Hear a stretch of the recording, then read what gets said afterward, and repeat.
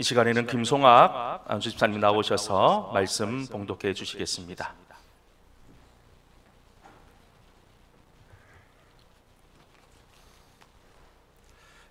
하나님의 말씀 마태복음 22장 37절에서 40절, 같은 복음서 28장 18절에서 20절입니다. 이제 봉독하겠습니다. 마태복음 22장 37절에서 40절. 예수께서 이르시되 내 마음을 다하고 목숨을 다하고 뜻을 다하여 주 너의 하나님을 사랑하라 하셨으니 이것이 크고 첫째 되는 계명이요 둘째는 그와 같으니 내 이웃을 내 자신과 같이 사랑하라 하셨으니 이 두 계명이 온 율법과 선지자의 강령이니라. 28장 18절에서 20절입니다.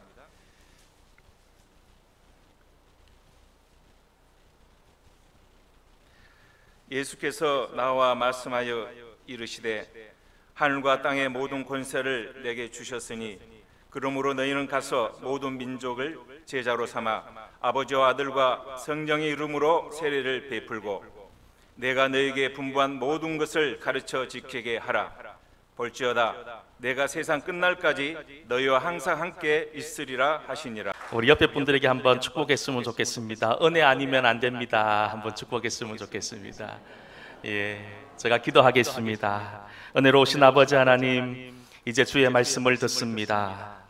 이 말씀이 우리 성도들의 심령을 깨우게 하시고 또 하나님의 말씀을 통하여 변화되는 놀라운 은혜를, 기적을 경험케 하여 주시옵소서. 예수님 이름으로 기도하옵나이다.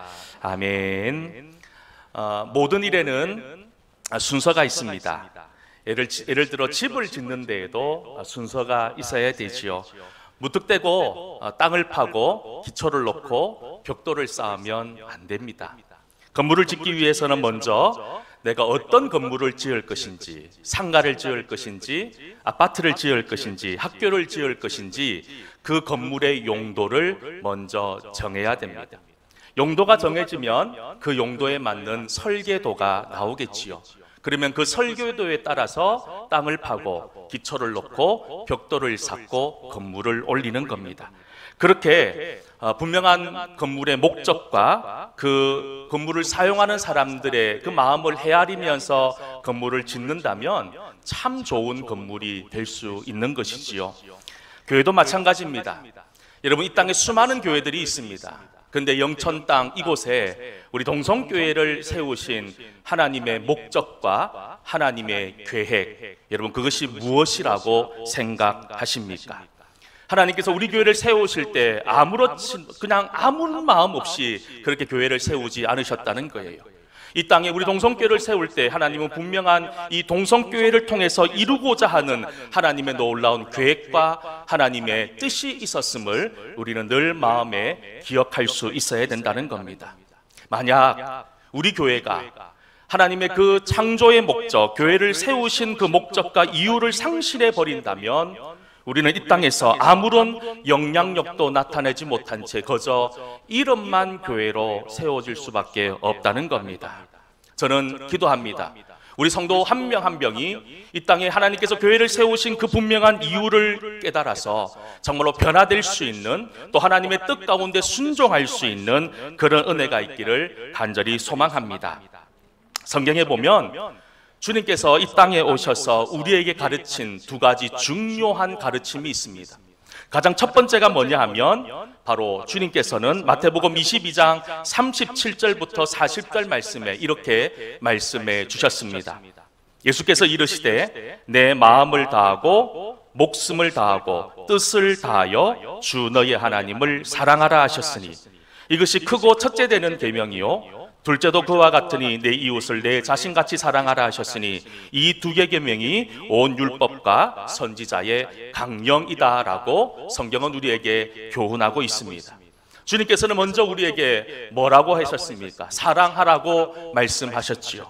마음과 뜻과 정성을 다하여 하나님을 사랑하는 것, 그리고 이웃을 내 몸과 같이 사랑하는 것이 주님께서 우리에게 제일 먼저 가르쳐 주셨던 가르침이었다는 겁니다. 예수님을 믿는 우리들에게 주님을 사랑하는 것 사실 너무나 당연한 일입니다. 하지만 세상 속에 살고 있는 우리들, 이 세상에 하나님만을 사랑한다는 것 그리 쉬운 일은 아니지요. 우리를 유혹하고 우리를 넘어뜨리는 세상의 것들이 너무너무 많기 때문에 우리가 주님만을 바라보며 주님만을 사랑한다는 것이 말처럼 쉽지 않더라는 거예요.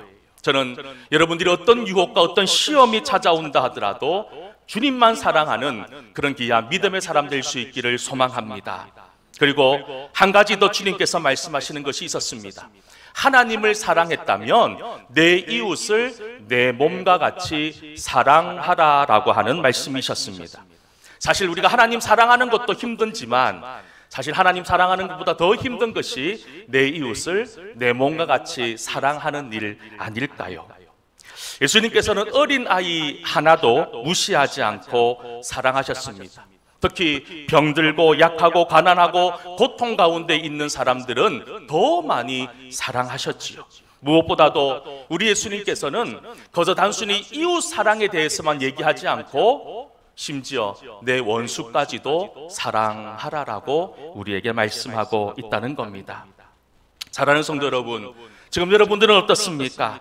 하나님 사랑과 이웃 사랑의 그 중심에 서 있으십니까? 우리가 아무리 능력이 많고 내가 아무리 교회를 오래 다니고 내가 직분이 있고 교회에서 많은 헌신과 봉사를 한다 하더라도 우리 마음속에 하나님을 향한 사랑의 마음이 없으면 우리는 괭가리와 같다는 겁니다. 아무 소용 없다는 거예요. 다시 한번 우리는 주님이 우리에게 명령하셨던 가장 첫 번째 말씀인 하나님의 사랑과 이웃 사랑을 무엇보다도 앞장서서 실천할 수 있는 우리 성도들 그리고 우리 교회 될 수 있기를 주의 이름으로 간절히 다시 한 번 더 축원합니다. 더불어 예수님께서 두 번째 우리에게 중요한 가르침을 주셨습니다. 이것은 우리가 이루어져야 될 중요한 사명이지요. 그것이 뭐냐 하면 제자 삼는 일이었습니다. 오늘 설교의 제목이 바로 제자 삼는 교회라고 지은 이유가 바로 여기에 있습니다. 우리 예수님 33년의 공생애를 이 땅에서 보내셨습니다. 십자가에 못 박혀 죽으시고 사흘 만에 부활하셨지요. 그리고 40일 동안 제자들과 함께 이 땅에 머무신 후에 승천하시면서 제자들에게 마지막으로 당부하셨던 마지막 유언, 마지막 사명의 말씀이 있었습니다. 그것이 바로 우리가 오늘 함께 읽은 마태복음 28장 18절부터 20절 이하에 있는 말씀이죠. 우리 같이 한번 마태복음 28장 18절부터 20절까지 말씀을 함께 읽어보도록 하겠습니다. 예수께서 나와 말씀하여 이르시되 하늘과 땅의 모든 권세를 내게 주셨으니 그러므로 너희는 가서 모든 아들과 성령의 이름으로 세례를 베풀고 내가 너희에게 분부한 모든 것을 가르쳐 지키게 하라. 볼지어다 내가 세상 끝날까지 너희와 항상 함께 있으리라 하시니라. 아멘.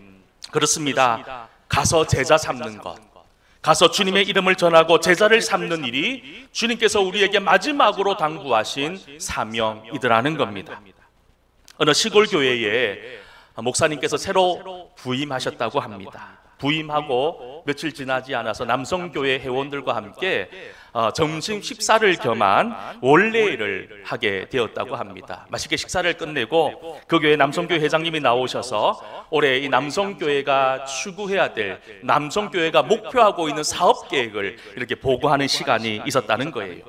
그때 그 교회 남성교회 회장님께서 나오셔서 자신만만하게 이렇게 얘기합니다. 지금 우리 집에 강아지 2마리가 잘 크고 있는데 아마 올 가을쯤 되면 이 2마리가 아주 털실털실하게 커서 잡아먹는데 아무 문제가 없을 것 같습니다. 이 남성교회의 1년의 사업 목표가 뭐였냐면 회장님 집에서 강아지를 잘 키워서 가을에 보신탕으로 잡아먹는 것이 그 남성교회의 중요한 사업이었고 아주 회장님께서 잘 챙겨야 되는 그런 핵심 사업이었다는 거예요.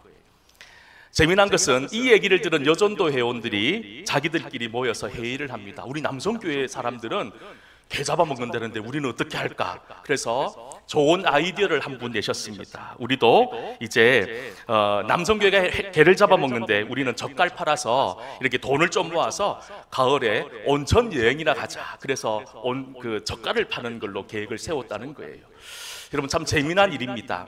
남성교회 여전도회의 1년 사업이 개를 잘 키워서 개 잡아먹는 것이고 젓갈 팔아서 온천 가는 것이 그 교회의 중요한 사업이었다는 겁니다. 물론 그 교회만의 문제일 수 있지만 많은 교회들이 놓치고 있는 문제가 바로 여기에 있다는 겁니다. 물론 성도들 간에 친교하고 교제하고 은혜를 나누는 것 너무너무 중요합니다.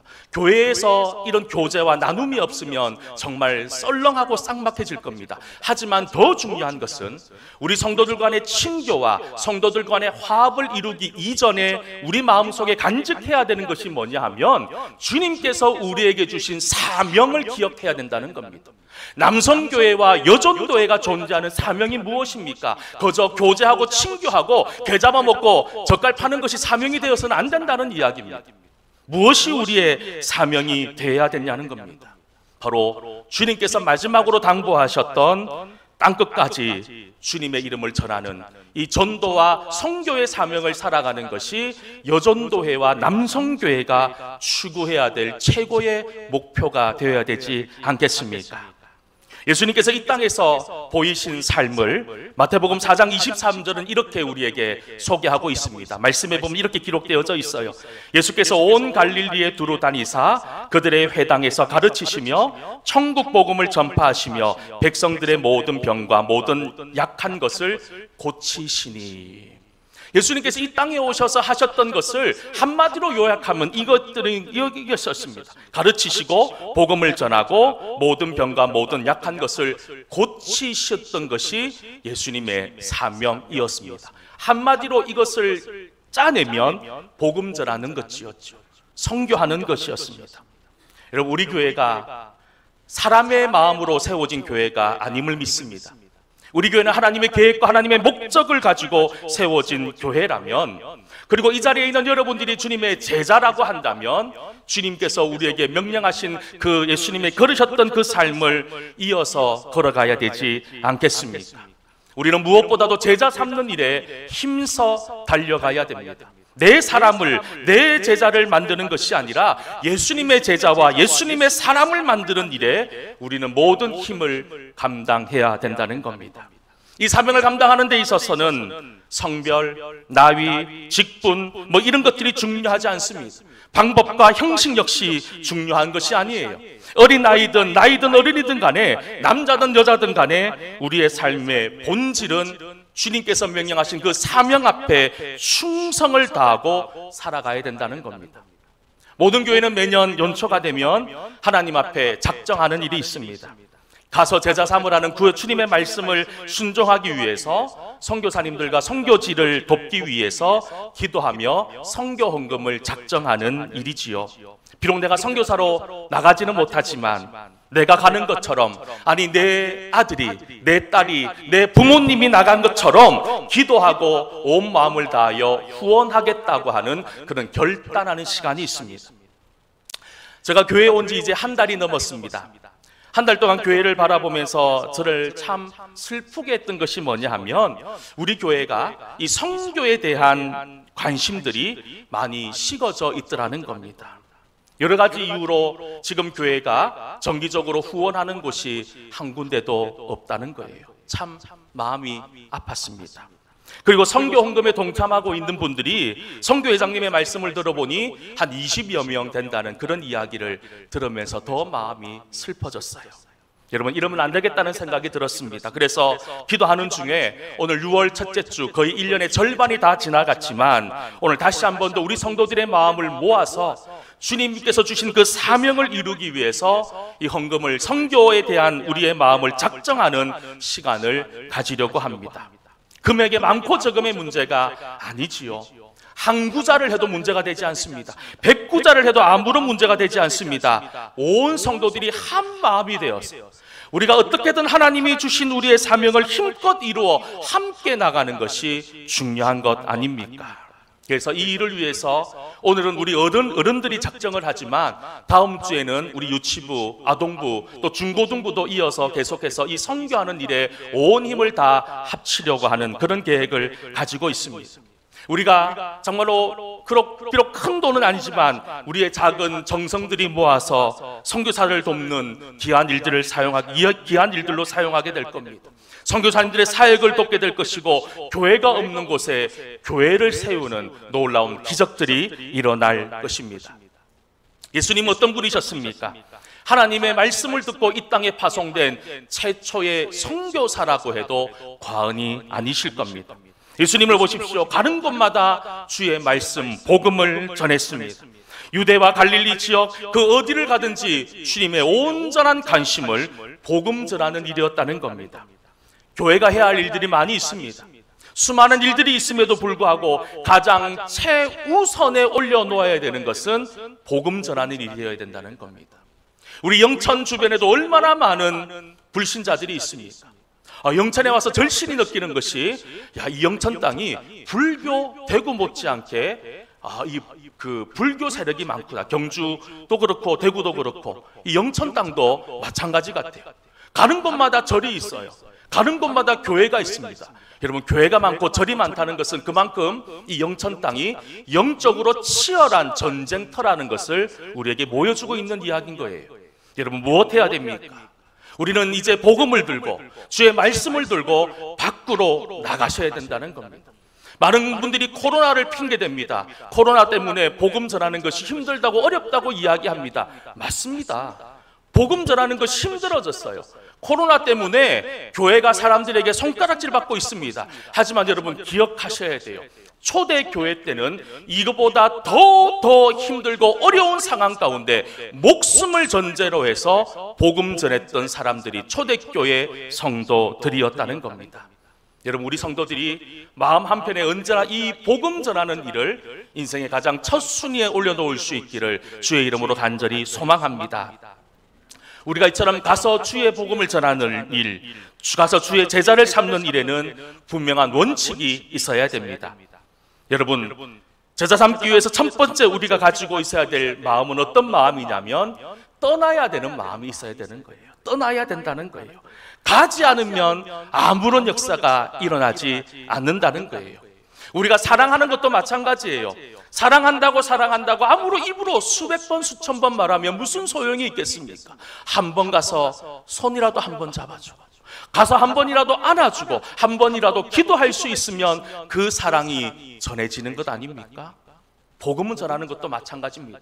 복음 전해야지, 주님의 말씀을 알려야지, 그런 마음으로 간직하는 것 참 귀한 마음이지만 그곳에 머물러 있으면 안 된다는 얘기예요. 가서 전해야 된다는 겁니다. 하나님께서 아브라함을 세우실 때 아브라함에게 약속하신 말씀이 있습니다. 창세기 12장 1절 말씀인데요, 우리 창세기 12장 1절 말씀을 우리 영상에 나오는 말씀으로 같이 한번 읽어보도록 하겠습니다. 여호와께서 아브라함에게 이르시되 내가 내게 보여줄 땅으로 가라. 여러분, 가라가 중요한 거예요. 아브라함에게 하나님은 가라고 말씀했습니다. 그리고 아브라함은 순종했다는 겁니다. 갈 때, 움직일 때 역사는 일어납니다. 그런데 여러분, 잘 생각하셔야 돼요. 죄의 본성은 자꾸만 옛것으로 돌아가려고 합니다. 그 자리에 머물려 한다는 겁니다. 여러분, 이게 우리가 가장 경계해야 될 모습이라는 겁니다. 진정한 믿음은 떠나는 것에서부터 시작되어야 됩니다. 아무데나 떠나는 것이 아니라 내가 원하는, 내가 마음에 드는 곳으로 떠나야 되는 것이 아니라 주님께서 가라고 하는 그곳을 향해 나아가야 되는 거예요. 바로 하나님이 지시하실 땅, 하나님이 가라 하는 그 땅으로 말입니다. 우리는 가야 됩니다. 우리의 죄악으로부터 떠나야 합니다. 옛사람으로부터도 떠나야 됩니다. 잘못된 과거의 모습에서부터도 떠나야 됩니다. 사랑하기보다 미워하고 내 마음대로 살았던 우리의 옛 모습에서부터 떠나셔야 된다는 거예요. 오래 묵은 감정의 찌꺼기들로부터 떠나야 합니다. 그리고 하나님이 기뻐하지 않는 세상의 것들로부터도 우리는 과감하게 떠날 수 있는 그런 믿음의 결단이 있어야 됩니다. 그리고 여러분, 하나님의 방법이 아닌 세상의 방법으로, 인간의 방법으로 살아왔던 나의 이 온전하지 못했던 모습으로부터도 떠남의 은혜가 있어야 됩니다. 그런데 여러분, 저도 말씀을 준비하면서 참 떠나는 것만큼 힘든 일이 없구나, 참 힘들고 어려워요. 떠나는 것 얼마나 힘들고 고통스러운지 저도 알지만 여러분들도 잘 아실 겁니다. 내가 익숙했던 삶의 방식으로부터 떠난다는 것, 여러분, 이건 거의 불가능한 일일 수도 있다는 거예요. 내가 수십 년 살아왔던 삶의 모습으로부터 완전히 돌아서는 것, 여러분, 너무너무 고통스럽고 힘든 일이라는 거예요. 절대 쉬운 일이 아닙니다. 엄청난 고통과 아픔이 따르는 일이면 분명합니다. 하지만 떠나셔야 된다는 거예요. 떠나지 못하면 우리는 희망이 없습니다. 떠나지 못하면 우리에게는 새로운 생명을 잉태할 수 없다는 것을 기억하셔야 된다는 거예요. 그래서 너무너무 힘들지만, 너무너무 고통스럽고 너무너무 아프지만 떠남의 은혜가 있어야 되는 거예요.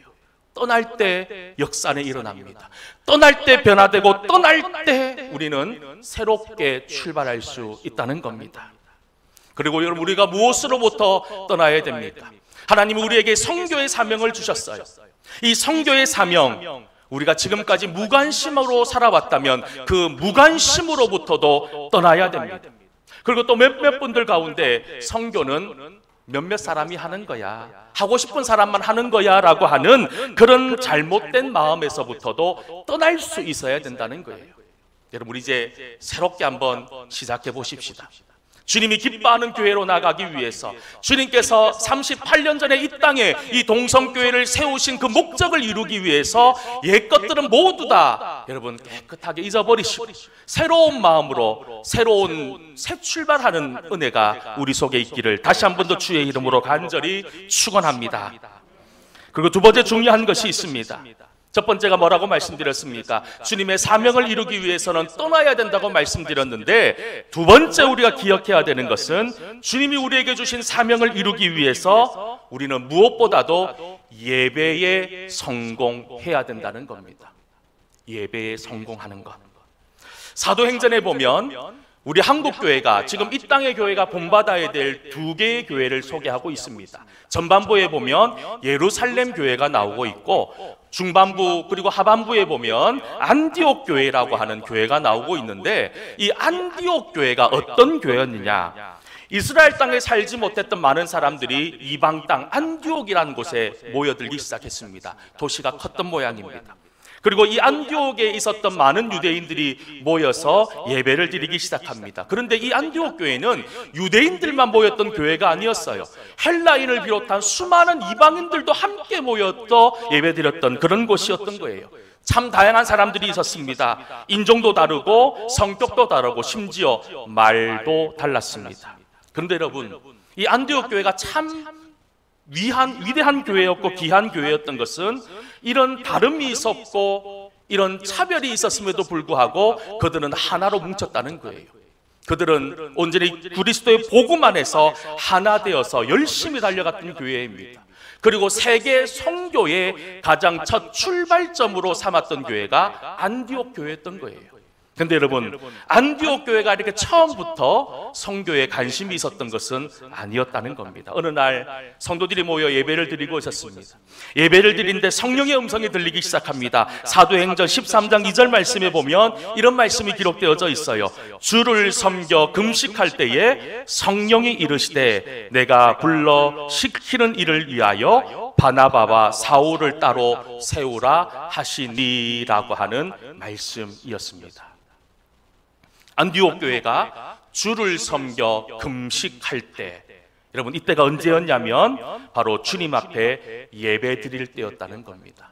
말씀에 빠져 있을 때, 하나님 은혜에 빠져 있을 때 주님께서 말씀으로 주셨는데 주를 섬겨 정말로 주의 복음을 전하는 일에 힘쓸 것을 말씀하셨다는 겁니다.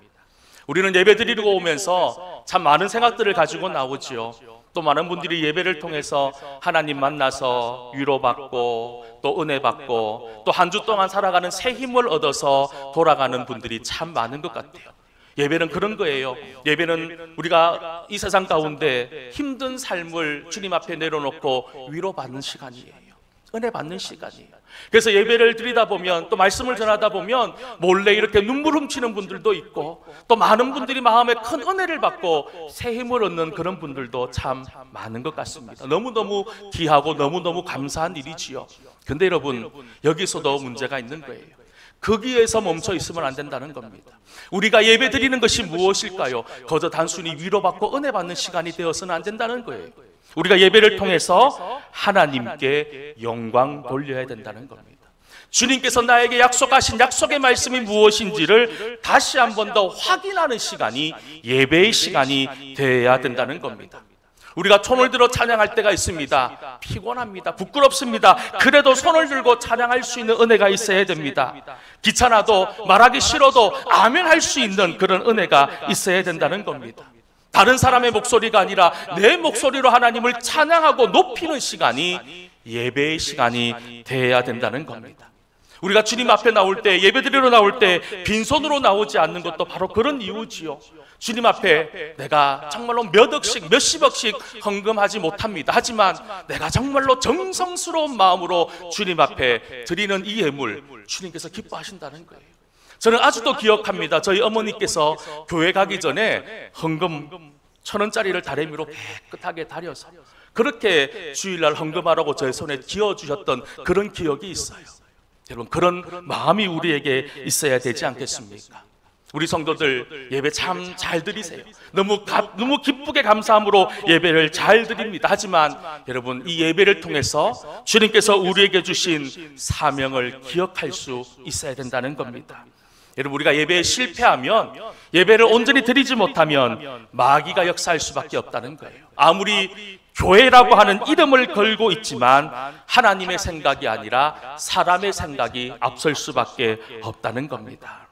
여러분, 건강한 교회는요, 말씀 중심의 교회가 되어야 된다는 겁니다. 하나님 중심의 교회가 되어야 된다는 겁니다. 그것은 무엇으로 드러날 수 있느냐? 우리가 드리는 예배를 통해서 살펴볼 수 있다는 겁니다. 그리고 이 안디옥 교회가 보여주는 또 놀라운 사실은 금식하고 기도하니까 성령의 음성이 들렸습니다. 무슨 음성이 들렸냐면 바나바와 사울을 따로 구별하여 세우라는 겁니다. 사실 이 안디옥 교회가 이 바나바하고 사울이 없으면 교회가 운영될 수 없을 만큼 이 두 사람의 역할은 너무너무 중요했던 거예요. 가장 핵심적인 사람이었던 거예요. 그런데 하나님께서는요, 이 바나바와 사울을 이 선교하는 일에 가장 앞세우라고 말씀합니다. 그렇습니다. 선교는요, 내가 하고 남는 것을 드리는 게 아니라는 거예요. 특히 주의 일이 마찬가지죠. 주님께 드리는 것은 내가 쓰고 남는 것을 드리는 것이 아니라 나의 가장 소중한 것, 내가 가장 귀한 것을 하나님께 구별하여 드리는 것이 우리 성도의 모습이어야 된다는 겁니다. 여러분, 그런 마음으로 살고 있으십니까? 나의 가장 소중한 것, 내가 가장 귀하게 생각하는 것을 주님 앞에 드릴 수 있는 은혜. 여러분, 저는 여러분들이 모든 일, 주님께 드리는 모든 일이 나의 가장 좋은 것을 주님께 드릴 수 있는 믿음의 사람일 수 있기를 간절히 소망합니다. 우리가 이렇게 주님께 드릴 때 주님께서는 우리에게 분명한 길을 제시해 주십니다. 우리가 걸어가야 할 길을 보여주실 뿐만 아니라 우리가 정말로 새롭게 변화되는 놀라운 은혜도 허락해 주신다는 사실을 믿음으로 고백하시고 승리하는 그런 귀한 은혜가 있기를 간절히 소망합니다.